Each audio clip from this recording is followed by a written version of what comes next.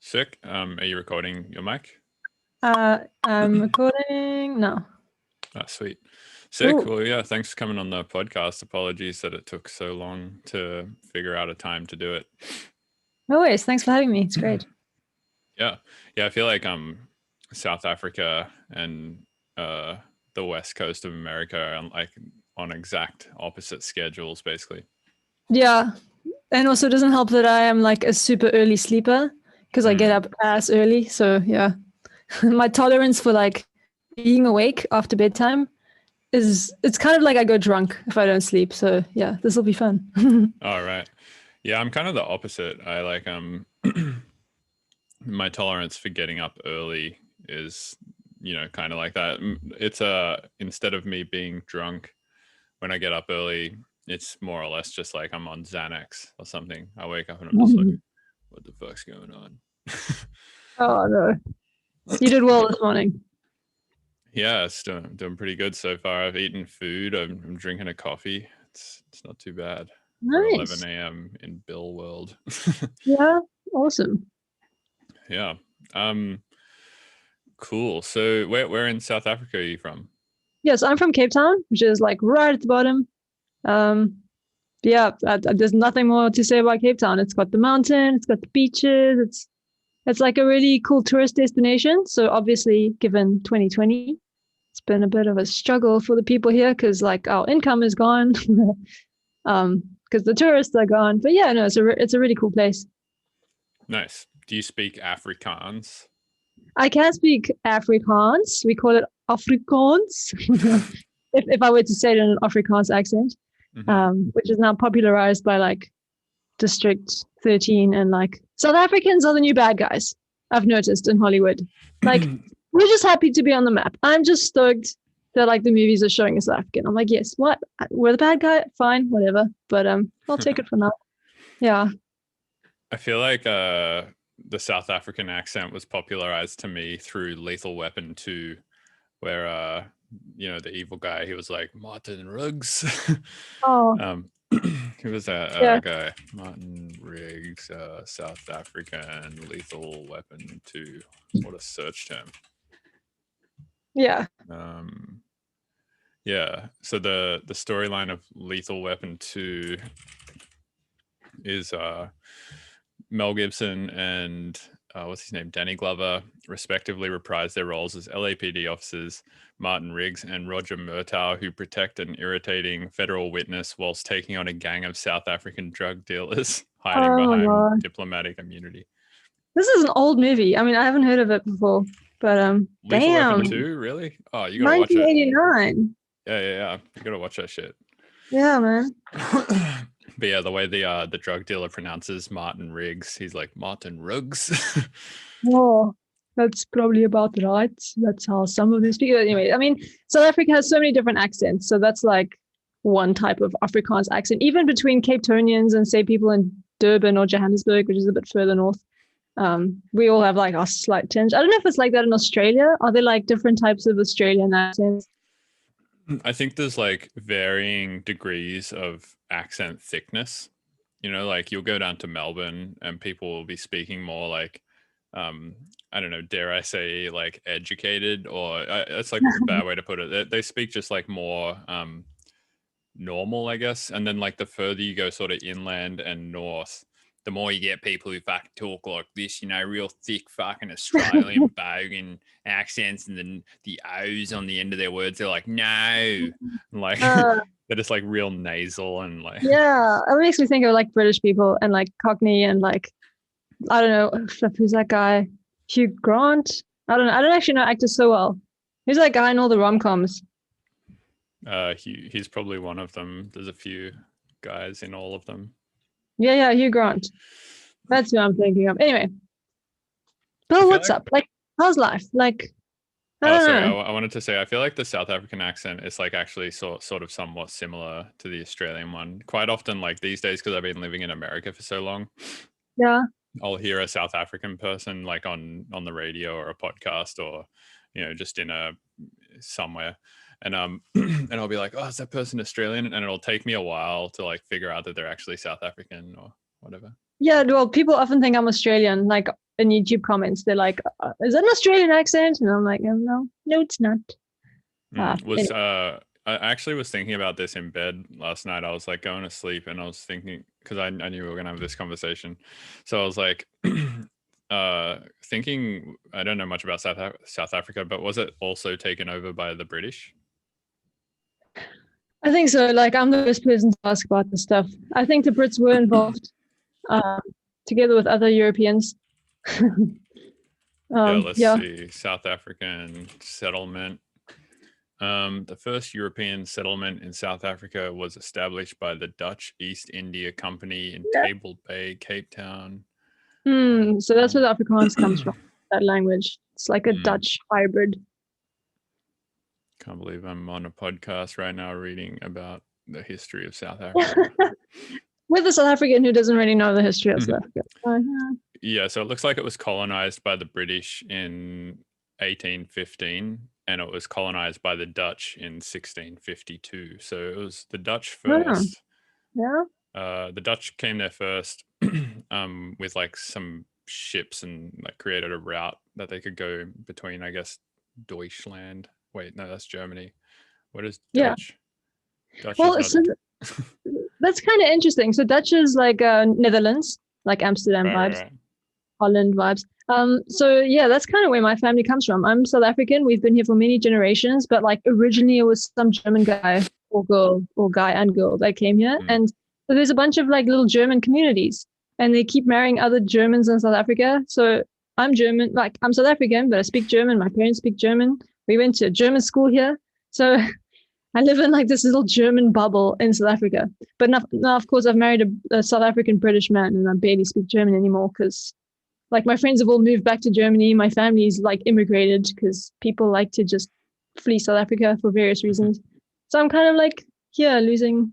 Yeah, it's kind of interesting. My like German South African. And of course, I don't look like an African. You know, I'm like a white person, but I'm not a German person either. So it's like, yeah, it's a bit of a weird place to be. Like when people say African American, I mean, I could be African American, but obviously I don't look like an African American. So anyways, these are the things I think about. Yeah. Have you ever done 23andMe? No. It's just like a DNA test or whatever. Oh, where you like spit in a little tube and then send it back to the plant and they send you back a bunch of information about like who you are. Yeah, okay, so I know you can do that in America. I don't believe you can do it in South Africa. You can test for certain genes here. So I could be like, can you test if I have this one gene? But they won't give me a printout of stuff I didn't ask to have tested. But I would find that really interesting. Have you done that? I have, yeah. I'm actually logging into my 23andMe right now. Oh, wait, what? My logins are wrong? What the fuck? No way. Weird, I guess. My logins are fucked up in my password manager. Yeah, so I'm actually part Aboriginal, and like when I was younger, my mum was always like, "Oh yeah, like we definitely have like tons of Aboriginal heritage, like or Aboriginal blood in our gene pool." And my grandmother was like fairly black, or like fairly dark skinned. And then her grandmother was like extremely dark skinned. So like the Aboriginal genes are there, but they're extremely recessive. And they kept breeding with British people basically to the point where like now I'm almost just like complete British blood. But like I did a 23andMe and found out exactly how much of the Melanesian gene I have. And it's like 1% or like less. So wow. Yeah, my Aboriginal heritage has been, well, not heritage, my Aboriginal genes have been bred out pretty hard. Wow. Yeah, amazing. Yeah. Anyway, we should talk about other stuff. You should probably tell people who you are, because I feel like people listening to this podcast are gonna be like, who the fuck is this? Yeah. So yeah, I'm Lil Miss Beats, or Maike. Maike is my name. Go by Lil Miss Beats. I make lo-fi hip hop, but I've been creating music online for like a decade. People usuusally know me from Ableton tutorials, which I haven't made in a while, but that's sort of where I started, I suppose, my online career. And now I mainly make lo-fi hip hop. And before that, I was a classical composer. So did like classical commissions, wrote for orchestras and like pianos. And I like to say it's like that modern sort of sounds a bit plink plonky, like weird classical music that people are like, it sounds horrible, but like apparently it's really like arty. I don't know, that stuff. And then I stopped doing all of that when I realized I was just trying to like, sometimes people make music for fun, sometimes they make it for money. Like there's also this whole like approval aspect. Like I grew up doing classical music and studied classical music, ended up classical composer. And I realized I was just in this like rat race of trying to write intellectual music because that's what you do, because that's how I get approval. And it's like, what the hell? I don't want to live my life like that. And then I ended up writing lo-fi hip hop, which is like the other extreme because, it's like the same thing over and over. Super non-intellectual, if I'm allowed to say that. So yeah, it's certainly more fun. Like I'm loving life a lot more now. Nice. Yeah, I feel like a lot of people go through that kind of trajectory with their career, right? It's like you go down one hole and then you kind of figure out like, what do I actually want out of life? Like, how do I want my days to look? And then you sort of like build your life around that. Yeah. Like for instance, for me, I was doing live electronic music performance a lot, and touring was just a huge pain in the ass. And then I was like, what do I actually like want to do in music, and why am I even doing shows in the first place? And I kind of realized that the show thing was really just a means to an end to be in the studio more. So I was like, well, in that case, I can just fly out on the weekends and do DJ sets, and that will have plenty enough sustainability for me to be in the studio all the time.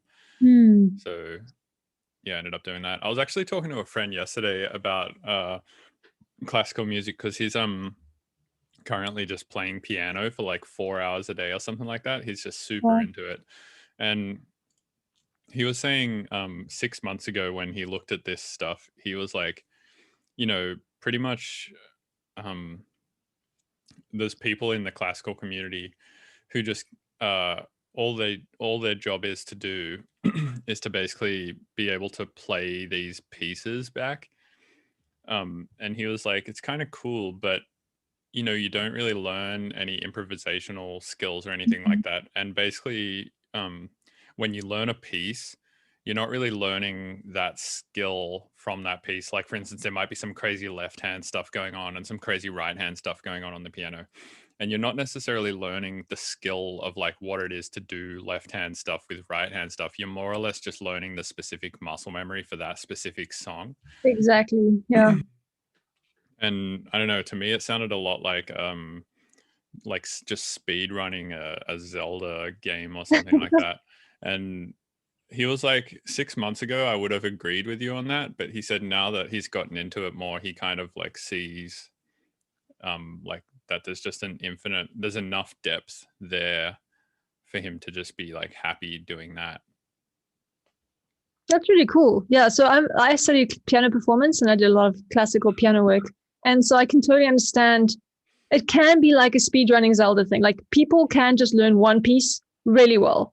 And like, even if you tell them to start halfway through the piece, they won't be able to. Like, unless they start at the beginning, it's like, but you can also practice differently. Like, one thing I always do is I'll start practicing from like a random part, like in the middle of a bar or something like that, just to make sure I'm really learning the nitty gritty of a piece. Otherwise, one can just fall into that muscle memory trap.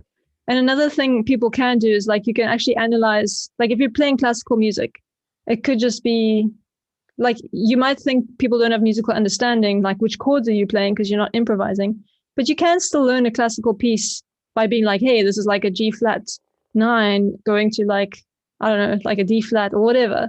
But that's kind of over and beyond. Like in piano lessons, teachers typically don't ask you to do that because, at school, if you play an exam, they don't care. They just want you to play the perfect note and then you get your 100%. It's not really about like the deeper education. So I'm sure learning as an adult is probably quite different to learning as a kid because one might approach it with like a deeper desire to understand the music as opposed to just like get the marks at school. Right. Yeah, I also think with this classical piano shit, there's like kind of like some how should I put it? Like it's almost more rewarding because of how like there's certain goalposts along the way that you can like see, right? And there's finish lines to them. For instance, there's like level 1 pieces that you can play, there's level 2 pieces that you can play, level 3, level 4, etc. And you can like easily track your progress by being like, all right, I was playing level 2 pieces 6 months ago, now I'm playing level 6 pieces, you know. And I feel like there's something to that people get sucked into as well, because they're like, oh man, like look at all this progress I'm making, and it's like very trackable on paper, like how much progress you're making, Yeah. whether it's like listening. It doesn't even have to be like listening to yourself play the same piece months later to hear how much better you're playing it. You can literally just be like, I couldn't play this piece 6 months ago and now I can, and therefore that means, because that is a level 6 piece, that I'm now a level 6 player or whatever, right? Yeah. And I feel like there's something to that as well, that people sort of grow, like get pulled towards, because it's just, Yeah. it's nice to feel like there's some sense of structure and control there. Whereas in something like electronic music, there's like no structure and control. It's like, how good of a producer are you? It's like, who the fuck knows? Like, there's no way to Yeah. measure it. So Yeah, people like to measure it by maybe how many plays they get, but like that's such a bad way to measure it, because as we know, it's not necessarily good music that gets recognized, or like we've all heard bad hits or like very underrated songs. So, but right, the yeah, interesting thing with the tracking progress, like, I mean, you can have two different people play like a grade 6 piano piece, and you can hear that the one approaches it with a lot more depth and like experience, whereas the other person might just be able to play the notes. So even so, like, it would be cool to hear one play a piece that you think is easy, and then like a few years later, once you've progressed more, go back to the easy piece and like see how you approach it differently, or like maybe you play it with more emotion or something. Because that's really where the art comes in, like in terms of playing pre-composed pieces. It's like the interpretation. It's not just like learning the notes. But isn't that also subjective? Because, you know, you might ask a punk person, which of these two classical pieces is played better, and they might pick the one from the more amateur person because it's rougher, you know, and they might be like, oh, that just has this True. kind of like rigid, rough edge to it that I kind of like, and this other guy was just, you know, too flamboyant and like, you know, he's like doing this with his hand Dramatic, too yeah. much. Yeah, exactly. And Yeah, that's a good point. I mean, I suppose if it's within like say a specific genre, so like in a Western classical context, then people might be more readily like willing to agree that the one interpretation is more acceptable. But yeah, I mean, exactly. Like there's so much room for different musical taste. Like a friend of mine just loves keyboards with no velocity control. Like, oh my gosh, I can't stand that. Like if I hear a piano where every note is the same velocity, I'm just like, oh no, sorry. I'm out. But he loves it. I mean, in the genre that he composes in, like he wouldn't dream of having different velocity chords. So yeah, different tastes, I guess. Yeah, I guess also depending on like whereabouts you are in the genre, like how much experience you have in it, will also depend on like what kind of things you find impressive about it. For instance, when I look at like Olympic level gymnastics, not that I look at that often, but whenever I do, um, you know, someone will do like a flip and they'll land on their feet like perfectly, and the judges will be like, hell yeah, that's a 10. But then like I'll see someone just like flip and just crash and burn, and I'll be like, that was the sickest thing That I've was the seen all thing. day. Yeah, like that, That's give gonna that. get like retweeted. Yeah. Yeah, exactly, like that's the most fun thing to watch. So in my opinion, that should Ah, hold the most value, right? But yeah. Lol. You watch gymnastics every day, don't lie. Calms you down. it's true, yeah. If you just look at my internet history, it's just like gymnastics, gymnastics. Yeah, whenever I take a break from music, I'm not taking a break to play chess. I'm taking a break to Google gymnastics highlights from that day. Wonder what's Yeah. going on in the gymnastics world, actually. I'm kind of curious now. Yeah, actually, like any kind of sport, not that I don't really follow it anyways, but like I have no idea what's going on in the world. Like it must be so hard being like, I mean, it's the same with musicians, but athletes being used to having the audience, the crowds, and now there's like dummies in the audience. Oh, it's cringe to watch. But I suppose you gotta do what you gotta do. Yeah, I imagine if people watching classical performances were like people watching like football, and they were just like yelling from the stands, like, yeah, play that note, like Yeah. Yeah. So like in classical music, like I'm sure you probably know this, but just in case people listening don't. So in a symphony or some larger works, there'll be different movements. So it's like, say, 3 pieces, but those 3 pieces are one main big piece that's like 40 minutes long. So typically, well, these days, you're not supposed to clap between the movements. You wait till like the 40-minute symphony is over. But there's always someone in the audience that's like, hey, the song's over, and like starts clapping, and everyone around them just looks at them as like, shut up. They're And like, yeah, don't say he's you're good ruining yet. it. Yeah, exactly. But I feel like if you wanted to emulate audiences today in a classical hall, you'd have to have like a robot that like fake claps in between the movement just to like piss off the musicians, and then we can proceed, because otherwise it's just not realistic. Right. There's always like one person. Yeah. Although ironically, early, like when this music was actually written, like people were encouraged to clap and participate, kind of like at an EDM show. Like you don't stand there quietly listening to the music, like you participating in it. So it's just weird how it's changed over the years, whereas now it's like, shh, everyone be quiet, like sit like a stick up your ass. Like, no, okay, I shouldn't say that. That's mean. I come from that world. I feel still a beautiful world. Yeah, I feel like somebody else enjoying something next to me, like if I'm looking at a piece of art, whether it be like a visual piece of art or music or anything, somebody else enjoying that with me doesn't take away from my experience of it, and in fact only enhances my experience of it, right? And therefore, yeah, I mean, I think like at those kind of shows, people like enjoying the thing around me only makes me enjoy it more. So I don't understand why they're like, don't enjoy it yet. Yeah. We can't enjoy it yet. Yeah. This is also like one of the, have you heard of this NFT thing that's going around? No, I'll Google it. Don't worry. It's going to be pretty complicated to understand quickly. Okay. So it's these things called non-fungible tokens. And yeah. Actually, I do know what that is. Yeah, so they basically assign, they take like the digital piece of art and they put it through a hash, and then they put that hash on the blockchain, and they go like, all right, that's now on this blockchain, and whoever owns that now owns that piece of art, right?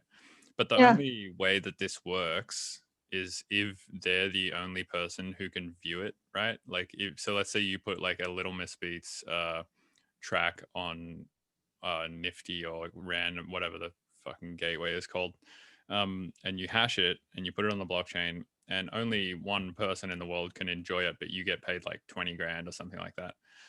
In some way, like the song gets devalued because nobody else can enjoy it with them, right? And if you're the only person, like if you have a song that's so sick that like gives you goosebumps and it's like the coolest thing ever, you never want to just like not show it to someone, right? Like the first instinctual thing to do is to show it to someone, like tweet it out or like send it to them, like, check out this fucking tune, it's so sick. So I don't really understand this NFT thing for that reason. Right. I did hear that like with NFTs, you can, like if I buy a song from you, I could then resell it to someone else and you would still get a proportion of that sale.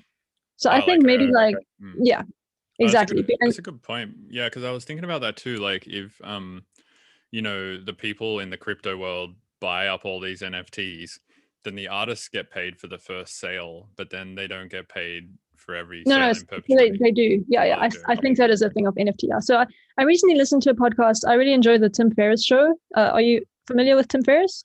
I know who he is, but I don't really listen to him. And the reason why is because I heard a review of his 4-hour work week book, and it was pretty much just like make a spreadsheet and sell off white goods at a higher margin on Amazon, and then sit around drinking tea or whatever. And I was like, this guy sounds like the ultimate shit poster. No, I think maybe give him a chance if you want. I mean, I haven't read that book. I know that people talk about it sometimes like that. But his podcast is really cool. Like he interviews a lot of different people in different niches, including musicians, but basically just top performers in their field. And he recently interviewed someone, might get the name wrong, but I think it was something like Katie something. She's like a ex-federal agent or something like that. And she found some serious criminals using the blockchain. So they were using they were talking about like fungible tokens or all of this stuff. And it was just incredible how they've been like using this to track things, because, you know, you can't really destroy the evidence. And yeah, it was like really interesting. And she was saying that she's excited. Well, they were tracking payments at this stage because there was like a mole in the FBI. Yeah, if you want the full story, I mean, it's like proper. This could be a movie kind of thing, like crazy real life stories. But she was saying one thing that she's excited about is just the fact that artists do get paid with these non-fungible tokens. That if she were to buy something, she sells it again, the artists keep getting like a royalty or something like that. So that'll be really cool for like royalty. What are they called? Like music libraries. Right, like sync libraries. Yeah, like I write a lot of music for music libraries, but in South Africa we've got a royalty collection agency called SAMRO, and I mean they've been accused of corruption and proven to be like stealing royalties like every year. It's just I don't know. Sketchy as hell. It's so sketchy. Yeah, I mean some musicians fight against it, but it's just like, I'm like, you know what? I have one life. I'm not going to spend my life fighting against SAMRO. Look, luckily I'm with BMI now for anything international. So right now SAMRO can only really steal my South African royalties, which you know, I'm not too butthurt about. Yeah. That sucks. Yeah, I'm with APRA in Australia, and right. They're awesome. Like they go out of their way to contact me if something's not right, so I can fix it and stuff like that. Wow. Yeah, they're really cool. That's fantastic. I would never switch from them, to be honest. I'm stoked to be with them. And they also just like, they're so easy to get in. Like I have a personal I have a person there that I can like call and just be like, hey, what's up? Like I need help with this thing or whatever, which is crazy for like, it's really hard to get in contact with somebody at BMI and do that, I think, or SOCAN or ASCAP or anything like that.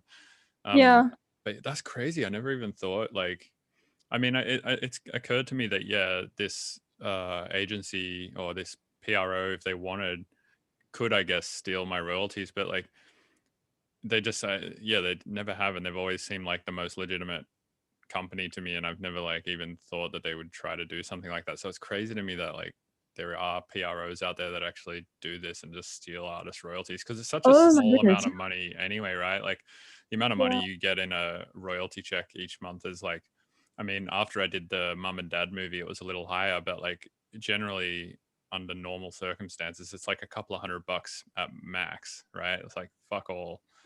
And yeah, to be stealing that from artists is pretty sad. Yeah, especially since like, or at least here, like artists there's not a lot of opportunities here. Like, this is like, anyway, whatever. Yeah, I mean, it's not right. I'm very flippant about it just because you kind of have to choose your battles. And, you know, we could spend our lives being upset about things. If it's something that you can genuinely change, like, cool, go for it. You know, like the whole thing of like having the wisdom to change what is it? I don't know. There's some like famous prayer, something about like accepting the things you can't control and like having the wisdom to know the difference between the things you can and can't change. I'm butchering it terribly, but that's a really good life philosophy. Like if you can't change it, like don't really get upset about it if you're not going to do anything about it.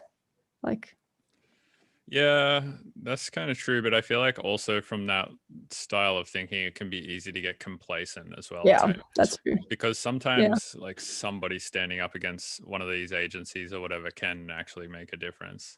That's true. There is actually an artist here in South Africa. His name's The Kiffness, and he has been like fighting SAMRO for ages, and he's been getting like, you know, radio interviews and getting other artists on board. Like we just need a pioneer, like a leader that's willing to like, you know, fight, and then we all like want to join him, but I just wasn't that person. So sorry I interrupted you. Yeah.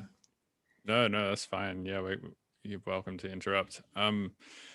Yeah, no, I agree. But I mean, I think even with something like that, like it seems like the corruption with this PRO probably goes back quite a while. And I feel like at least just starting the conversation somewhere to be like, hey, fuck you, don't do that. Like that conversation has to start happening, right? So it's like, yeah, it's definitely worth, I think, artists like this guy you're talking about standing up and starting that conversation at least. Yeah. No, absolutely. So what are you working on these days? I know you have like your YouTube channel and you make lo-fi hip hop and stuff. What's like your day-to-day sort of projects looking like at the moment? Yeah, like lately I've been pretty chilled. I took a pretty long holiday through December, January, because last year was quite busy. So I did a lot of work on Ableton Live 11, did some preset design, some like instrument design, and there's a pack called Voicebox, which you can get with Ableton Live 11. So I did a lot of like recording, editing, preset design, as well as singing for that. So that took up a lot of last year. So December, Jan, I basically just took off. And currently I'm working on a new album. And I've actually got an illustrator this year, which is so cool. I always make my own album art, and it's been so amazing working with a visual artist. It's just like fun to have someone else on the team because it's just me, and it kind of gets lonely. Like I know your art's so cool. You've got a guy that does all your illustrations, right? Yeah, funny. Yeah, he's awesome. Yeah. I've been working with him for like over a decade at this point. Wow, amazing. And it's sick. Yeah, I'm so stoked. I never want to work with another artist. Basically, I was just so lucky that so basically he just hit me up one day, like really early on, and he was just like, "Hey man, I make art, and like I just would love to do some art for you, like just for free." He just wanted to do art for an album of mine or something, and I was like, "Dude, definitely, your art's fucking crazy good." And then ever since then, just like has sort of shaped the way the project has looked, and yeah, Wow, and I just love working with him. He's a really nice guy, and yeah. amazing. Now, what have you been doing this year? Like any projects? Obviously, with COVID, it's kind of hard to plan ahead, like touring. Not that you Yeah. love touring. You mentioned that earlier. Yeah. Yeah, I'm just working on an album. And what else am I doing? I'm working on like, dude, my cat is just licking my desk for some reason. um, yeah, Lol. I'm working on an album, working on like a video for some plugin that's coming out, like doing the sound design for the video. Oh, cool. What else am I doing? Making just sound design, stuff like that. But just for personal reasons, just to have more sounds in my catalog. Yeah. And actually I've been watching a lot of tutorials again lately because I feel like I sort of have hit a wall with my like skill set. And every now Yeah. and then I'm like, all right, I should watch some more tutorials and learn some new techniques basically, so my stuff doesn't start to sound all so homogenous.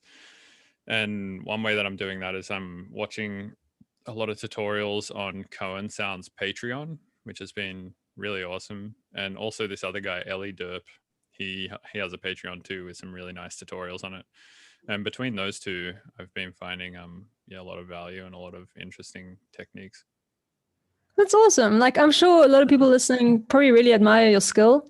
And it's really cool to have someone of your caliber actually say, you know what, like, I watch tutorials, like, I want to learn more stuff, you know?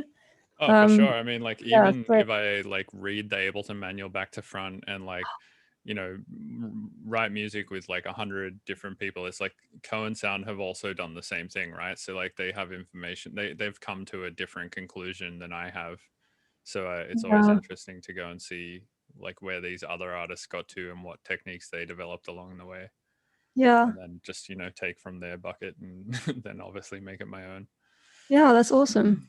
So you mentioned you've been doing a lot of sound design stuff. Like, I'm curious to hear about your like file management, sample saving situation. Like, I have a feeling we probably very super different. Like, because I'm quite a minimalist, I like to have as little stuff as possible on my hard drive. Like, if I'm not using samples, I delete them. Obviously, our styles of music are very different. So, like, I'll compose stuff with the piano. I don't need a library of awesome sounds to make like epic glitch with. Like, what does it look like for you? That's crazy. Yeah, I'd never have deleted samples. I'll put them on a hard drive or something if I don't want them taking up space on my computer, and I'll just store them like on an external. But I'll never like delete them because I feel like I just want to.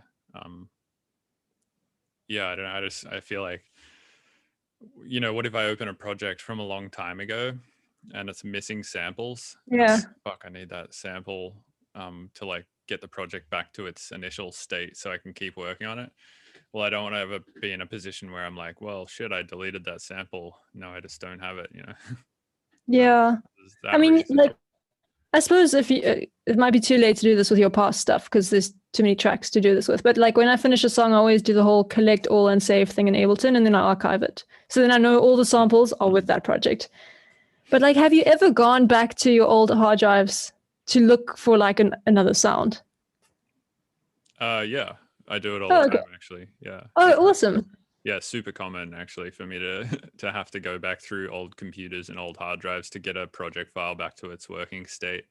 Because unlike you, I'm not that organized, and I don't hit collect all and save when I'm finished with a project all the time. Because quite often when I finish with a project, I'm just in this like state of like, fuck it, I can't be bothered listening to this project anymore. I hate this song at this point, and like I just have to call this one done, and then I'm just like, fucking just render it and like send it off to the label or send it off to my manager or whoever I need to give it to, and then I just like shut the project and just like drag it off to a hard drive and be like, all right, fuck that song, and like like I don't have this whole like ending process with the song that's all like, all right, time to like go through all this cleaning steps of like collecting and saving and all that.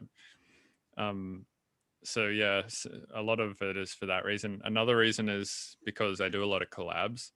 So quite often if I'm passing a project file back and forth a lot, samples will just get lost in translation, right. like being passed back and forth, they just somehow get lost. So that happens. But yeah, it's crazy. I mean, I understand the minimalist thing too, though. Like I recently this year and a bit of last year have just been getting rid of shit. Like I sold tons of my modular gear off. I like sold heaps of shit. Like my studio now is so minimal. It's literally just a table and speakers, and I love it. It's so cool. Amazing. It's quite a bold move to do that, because it's so like counterintuitive. People want like all the toys and all the synths, Yeah, but it like I feel like has this like mentally draining property to it. Oh my gosh, absolutely. Yeah, because you're like, oh man, I feel like I like have to be using all of this gear now, and it's just all sitting around you, and you feel like guilty for not using it. Yes. And if you do start to use it, you don't really get any music written because you're just like trying to learn this new thing now. And I don't know, there's this whole like, it's pretty like, I don't know, this whole thing with gear. So I kind of got rid of most of my gear. But I don't feel that way with stuff on my computer. I feel like I can ignore stuff on my computer. Like if I have shitloads of plugins, I feel like it's easy to ignore them and not feel guilty for not using them because I don't have to look at them, right? Whereas like a piece of gear, it's like right there. I have to see it all the time. So as long as I can clean my computer up in such a way where like the plugins are sort of in their own folder over there, and like there's nothing on my desktop, and like Dropbox is like over there and it's shut, and like just so like everything kind of is like in its place and everything looks kind of clean, then I can just work pretty freely without thinking about all that kind of shit.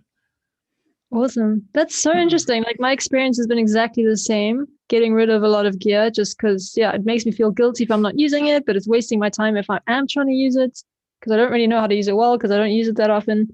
So I also sold a lot of stuff. And even now I'm still finding I'm downgrading a lot. Like maybe it's a bit of an addiction because it like feels really good to just have space and like less clutter. And I'm not a naturally organized person. Like it might sound like it with my deleting stuff. It just makes organizing easier when I don't have a bunch of crap. So it also makes cleaning your house easier, right? Like if you just have less shit and less space, it's like I can just I don't know, everything seems just nice. Less stuff to worry about, I guess. Absolutely. Takes up less mental hard drive space. Yeah. I wanted to ask about something you said earlier. You said you took a holiday recently. What does a holiday look like for you as a musician? Because like for me, I mean, like obviously there's the COVID thing that you have to like think about with a holiday right now. But then on top of that, I feel like I can't really take a holiday because as soon as I leave and like go to start doing something, I get like 3 days or 4 days into holiday mode or whatever. And then I'm like, I need to write a beat. Like I need to. Oh, right. Like withdrawal symptoms. Yeah, I just start to really feel like I should be working on something. I start to feel like I'm just wasting time or whatever. Yeah, that's a really good question. So this is like the first proper holiday I've taken in about 7 years. because also I typically work weekends, like in the week, do various freelance things, and there's always some video to edit or some song to finish. So last year, December, I took off 4 weeks in total, but there was like a week gap. And I basically went to an Airbnb with my husband, so very close by. So it was kind of like local travel, but like it was in an empty house. And the house was in a forest. And I don't think I brought my laptop. So basically I was just surrounded by trees, and I like sat and did very little, which I found was the most effective way to properly switch off. And then I ended up getting extremely tired. So I slept a lot, which also I'm like, I wake up early. I'm usually pretty energized during the day. So I think just actually giving myself the space and like zero option to work on music or even think about it, like gave my body the opportunity to be like, all right, let's actually just rest. And it was really good. Like it was super comfortable at the beginning. Maybe that's what you're describing, where you just like have to write a song. But yeah, just like push through it the first week. And I feel quite anxious actually, and being like, oh, this is off. And then by week 3, I was like super into it. But then I went back just for a week with my laptop, catching up on emails, just like not damage control. I'm not that busy. But yeah, just checking up on things. And then I went away again for a week. Actually, I didn't go away, but like just didn't do any laptop stuff. And I keep busy. So like I've been doing a lot of macrame, which is like rope art. You're basically tying knots on rope and making pretty things. And also rebuilding all my childhood Lego sets. So nice. Yeah, that's what I've been doing literally. So I find it helps having some creative thing to do that's not music when I really need to create. Because at least it's a different part of my brain. Like I'm not thinking how can... I'm just not thinking about any metrics or anything like that, because like it's just rope. It's just like Lego with Python on it. Like, yeah. No, I feel the same way. I feel like there's just this part of my brain that always needs to be sort of like solving something, or just like creating something. It has to be one of the two. So for instance, if I'm not like making music, I'll always be playing chess on my phone, or doing a chess puzzle on my phone, or like before we jumped on this call, I was eating breakfast. And as I was eating breakfast, I was on this website called freecodecamp.org trying to solve this JavaScript problem. And like, geez, chill. Yeah, so it's like constantly, I'm just, I kind of feel the same way. I need like something to occupy my brain all the time. The only thing I have that's not like that, and I think this is why I love it so much, is mountain biking. And cool. The reason why is because it forces you to get into this like flow state of just thinking about what's in front of you at the time. And the cost of not thinking about what's in front of you at the time and dealing with that is like pretty bad, right? Because if you don't deal with what's in front of you while you're mountain biking and you have an accident, it's usually not nice, and you usually hurt yourself pretty badly. Usually not nice. Quote by Bill Day. Yeah.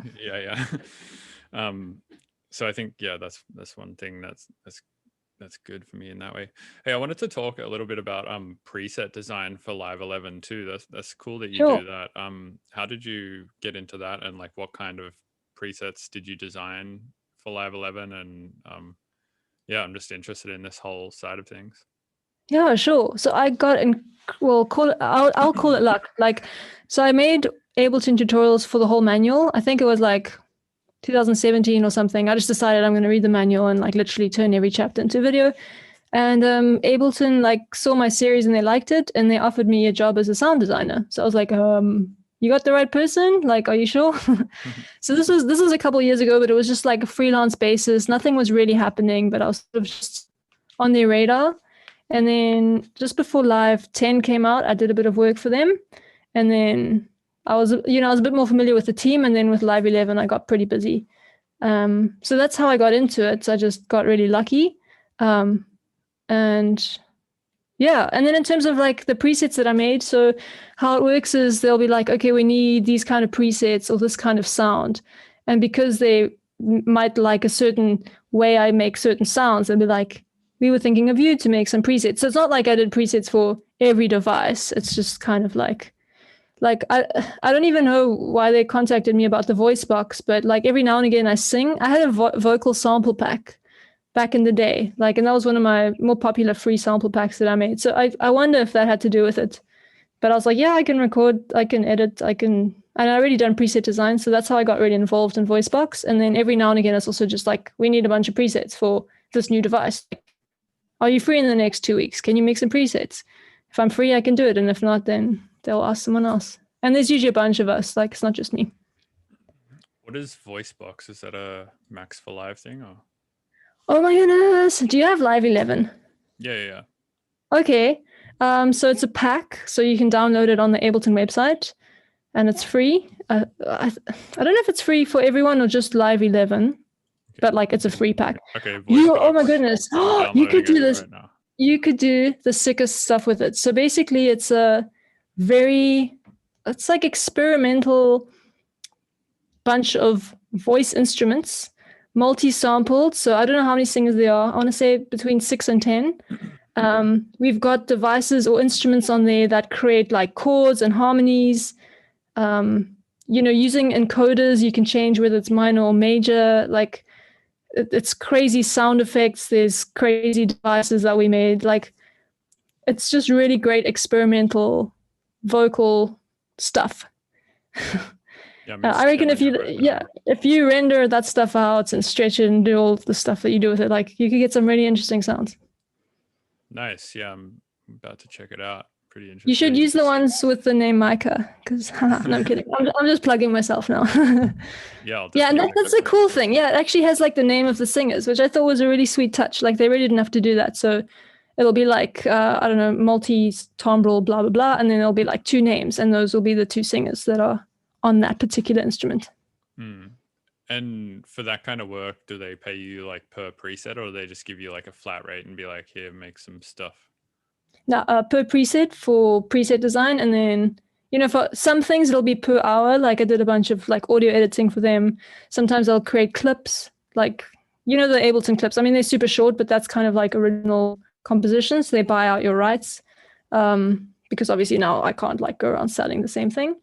So yeah, it's usually per product. Right. Yeah. I'm checking this out now. These are cool. I'm seeing the chromatic voice Maike. Yeah. Wood voices. Infinity Caves, Nicholas and Maike. Who's Nicholas? I've never met him, but he's some guy. Hi, if you're listening. Yeah, I'm not too sure. I've never met the other singers. Damn, these are sick. Yeah, I'm definitely gonna have to use this. It's crazy how many like packs and just like available shit there is in Ableton that I just don't know about, because there's just so much. Like you just don't need to buy plugins or sample packs at that point if you just buy Ableton, right? Because there's just so many like random Max for Live things that exist now, and there's just so many random like packs and shit, like stuff like this. And what's this fucking mood reel thing? It's like 4 gigabytes. Like that's crazy. I downloaded that as well. I haven't tried it yet, but I also get into the habit of not trying out all these free things that they have, and they're really good quality. Actually, some of the packs with Live 11 are with Spitfire audio. I think there's a piano as well as some brass, which is useful if you do like classical mock-ups or even just anything. I mean, brass is cool. Piano is cool. Yeah, the thing that's kind of confusing, I think, is they call like packs can mean anything, right? Like for instance, this what is it? Inspired by Nature by Dylan Bastian. It's like a couple of Max for Live devices, right? Rather than like a bunch of samples. Like when you say pack, I think like sample pack, right? Yeah. But with these things, like when it's a pack of a couple of Max for Live devices, like the Inspired by Nature things by Dylan Bastian, or the creativity, like the probability pack with like the Dr. Chaos and that kind of stuff. I feel like that's where I start to get confused about what the hell all these packs are. Right. Yeah, it's just a collection of tools that you can use in Ableton. It's not really specific about which tools. Maybe they should call it that. Maybe they should just call it like extra tools or something, or just extras. I feel like they should rename it. Packs is confusing, and that's probably why I don't use it as much. I feel like if they called it something else, I'd probably use it more. If they called it just like toolbox or something. Yeah, toolbox. Yeah, that's a great name, actually. I'll be sure to forward on the feedback. Nice. Cool. Yeah, the Yeah. only person I'm in contact, well, I'm in contact with a few people. I'm in contact with Seraphin Sanchez, who's like the Colorado guy. Or I guess he's like the product manager from just everything in the middle of America, from like Texas up to Montana, just that whole Right. bit. And then I also know Coleman Goatee, who I think is like the West Coast guy. Okay, cool. Yeah, most of the people I know on Berlin. Yeah. And then one American guy. Yeah, it was cool. I got to visit there luckily before COVID, about 2 years ago. Awesome. Yeah. They invited you there? Or? No, I just went. So what was happening, I don't think there was anything happening there, but my sister had moved to Cologne and I was like, hey, I'm going to Germany to visit my sister, and Cologne's not too far from Berlin. So I was like, I'll be in the area. Like, can I come visit and meet some people and stuff? And they're like, yeah, cool. Actually, I think the head of software development, I don't know if he still works there, but he is originally from South Africa. So what's his I was name? also Flip Neil. I think his name's Neil Birdie. Nice. Yeah, the only person I know who works in the development team there, his name is Tillman Richter. And he's a pretty cool guy. He's definitely got some interesting ways of looking at stuff. I should ask him to come on the podcast, actually. Yeah. Huh. That's awesome. Yeah, I've not been to the Berlin office or any Ableton office, actually. Are you a certified trainer? I'm not. Yeah, me either. But people keep thinking I am. I was on a podcast with Houston Singletree, who is like an Ableton and stuff. He's kind of my boss. And like in the podcast, he's like, Ableton certified trainer. And I'm like, I'm not one. And I think he said it again. And at that stage, I'm just like so awkward. I'm like, oh, maybe I should just, I don't know. Do I keep correcting him?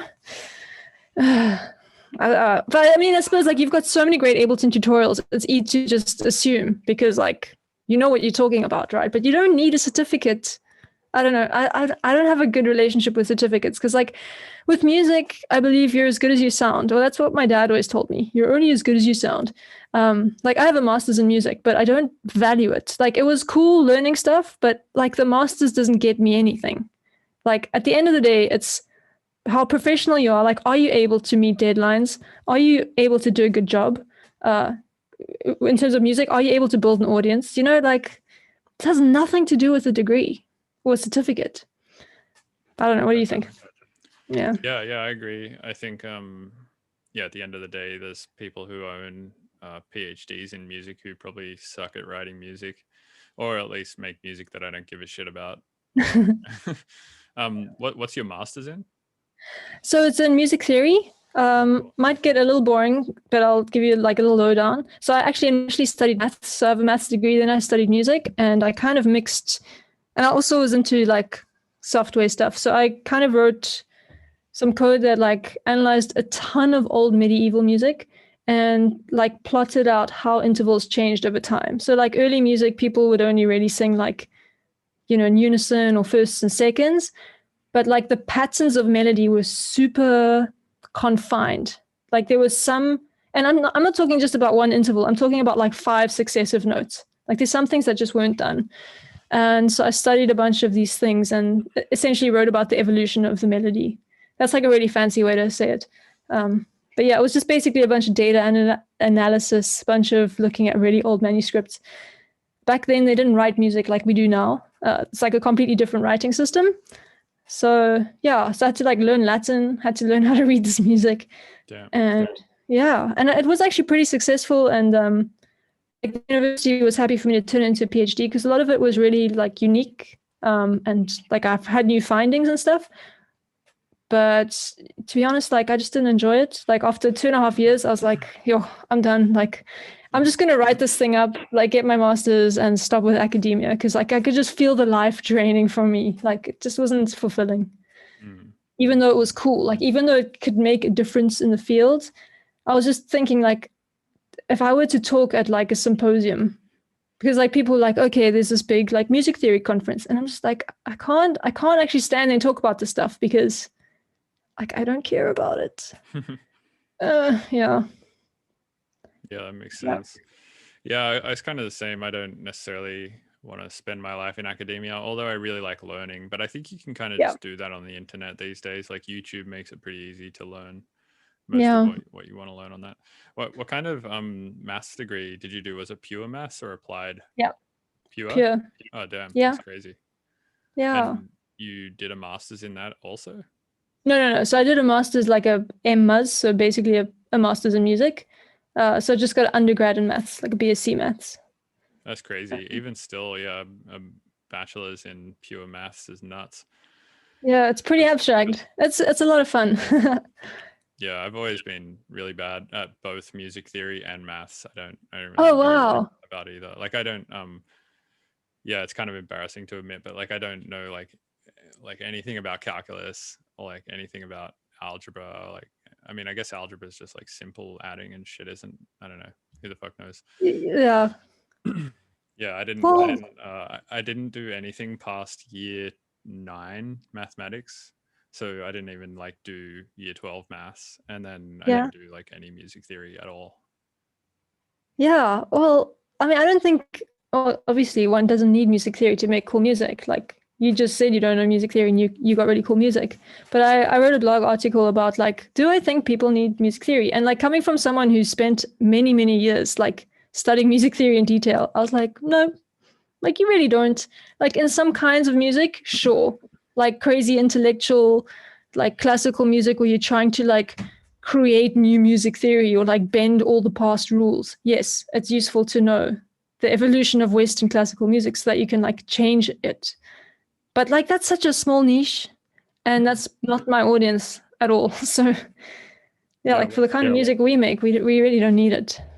right. When you write music, do you ever think like whilst you're writing it, okay, I'm gonna do like X, Y, Z, uh, like I'm gonna do this very specific like music theory rule thing, and then I'm gonna like do this other music theory rule thing, and then that will go into this other music theory rule thing? Or do you just go like, I'm gonna do this because it sounds good, and I'm gonna do this because it sounds good, and I'm gonna do this because it sounds good? Like I usually just like I want to sound cool and be like, yeah, it's like all like me doing cool music theory stuff. But no, like I pretty much just do what I think sounds good. But what I will say has been very helpful is like with oral training, so training to know like which chords are what, as well as being able to name those chords, which is like music theory. It's been very useful to be able to hear something and then have language for it. So if something's on the radio and then I'm like, oh, cool, that was a this. So then I can remember it maybe and write about it later. So that's like the one thing where it's really helpful to know music theory, as well as like having a good trained ear for that thing. The other thing I think would be like problem solving. So for instance, if I have a chord that I really like, and later on in the song I want to get to a different chord, and I just cannot find a cool chord in between the two, then sometimes I'll write with pen and paper and look at the different notes and then use some sort of music theory to figure out a good guess. But at the end of the day, like if it doesn't sound cool, like I'm not interested. Mm. Yeah, the latter is kind of one thing that I've wished I'd had music theory in my back pocket for a few times in the past, where I'll be like trying to get from one part of a song to another part, and it like requires a key change of some sort. And I'll Yeah. always be like, fuck, like I know that there's like a set of bridging chords here that would work. Yeah. That wouldn't sound too unnatural to go from one to the other. But I can like never figure it out, so I end up just doing like a riser or something, or like some weird sound design thing to sort of like blend my way into the other thing. I often think you have some really cool, like jazzy chords, like really cool progressions. Yeah, they're all just like guessed. Like I kind of Sounds rad. I just do the thing that so the way I write chord progressions is I write melodies over one another, so I'll write a melody like dun dun dun, and then I'll go like dun dun dun, and then dun dun dun dun, and like I'll just kind of write like melodies over the top of one another, and then all of a sudden you'll just like I won't look at it as like chord chord chord. I'll instead look at it as like melody melody melody melody. Yeah. Like I Hey, kind of make chords that way. that's so interesting. So Bach or Bach, I don't know how people in America say it. Well, batch. Oh gosh, okay. It's actually Bach, but whatever. Batch. So that's basically how he wrote music. So that's kind of called counterpoint, writing different melodies that are like, yeah, in conversation with each other. So it's really cool that you sort of intuitively do that. And that's what people used to do all the time before they had like the harpsichord with the chords, you know, because before it was just voices that were all just singing melodies at the same time. Yeah, well, I mean, it makes the most sense, right? Because like all a chord is like multiple notes, and then all a melody is multiple notes in succession of one another, and all a chord progression is multiple notes happening at the same time in succession from one another. So it's really just, I don't know, it's just 3 or 4 melodies happening at the same time at the Yeah. yeah. Yeah. Well, anyway, hey, it's been awesome having this chat with you. It's been really cool to finally get you on the podcast. Again, apologies that it took months to make it happen. No worries. I really appreciate being here and meeting you. It's been really cool. Yeah, totally. Is there any way you wanted to send people to check out your stuff? Oh, yeah, like if you like lo-fi hip hop, feel free to listen to my music, Lil Miss Beats. But no, otherwise just like take care, you know? It's really cool like having musicians share their tips and talk about different experiences coming from different worlds. And I appreciate you being so open, you know, like the variety of people you chat to is really, really cool. And you're just kind of open to meet new people and build relationships, and that's awesome. So thanks. Yeah, totally. Well, yeah, thanks again. Cool.